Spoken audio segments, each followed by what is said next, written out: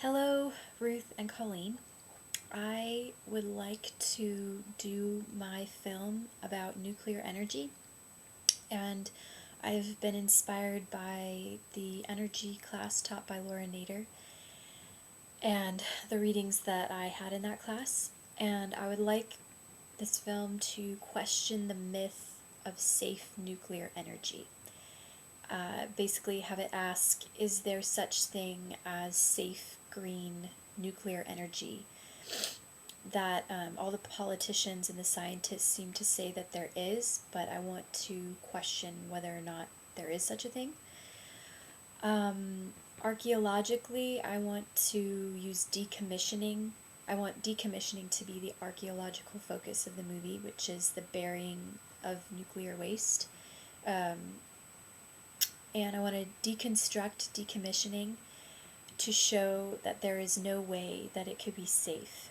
And the underlying message of this film, I want to be that we tend to trust scientists and people in power more than our own common sense. So if the scientists and the politicians are saying that, oh, there's safe green nuclear energy, we believe them more than, like, if we hear all the facts, it actually doesn't sound safe at all. So I want the film to show all of the facts, which one of which is that the waste from nuclear power plants lasts for hundreds of thousands of years, and which is longer than the United States itself has been a country.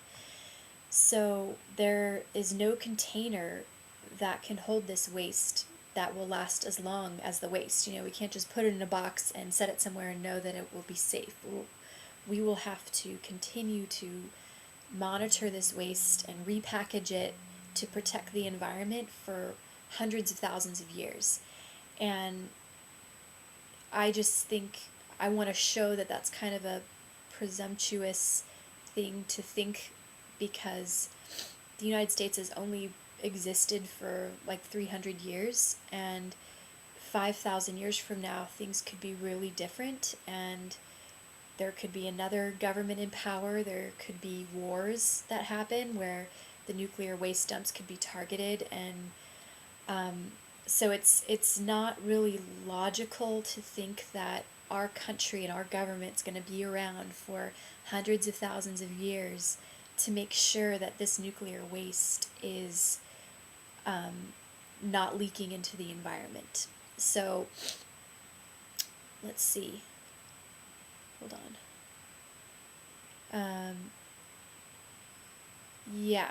So it's not ethical to make something that's so dangerous that lasts for so long into the future, and we must have a long-term perspective, and we can't screw over whoever's going to be living here in 5,000 years, or we can't. It's not really fair to create something like that future people will have to deal with if they're even here.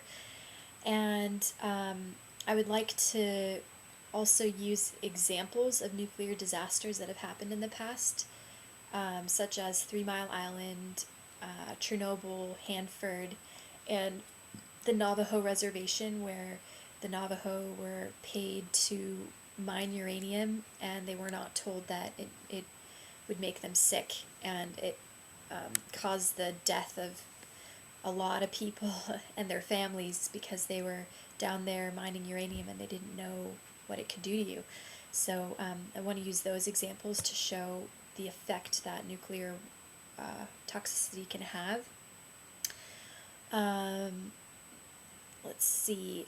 So I'm hoping that when we look at all the facts ourselves about nuclear energy, it will seem like a bad idea.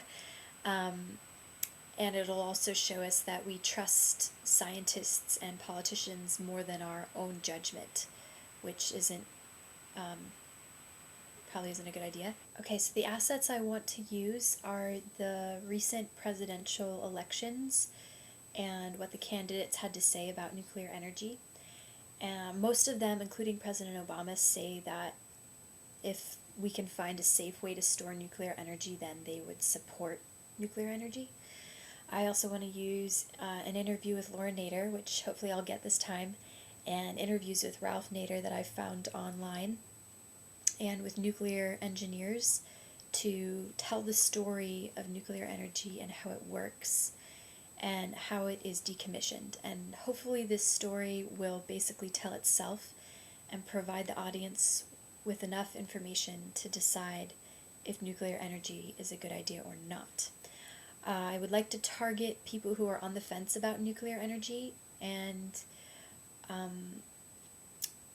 help them basically make up their mind. Let's see.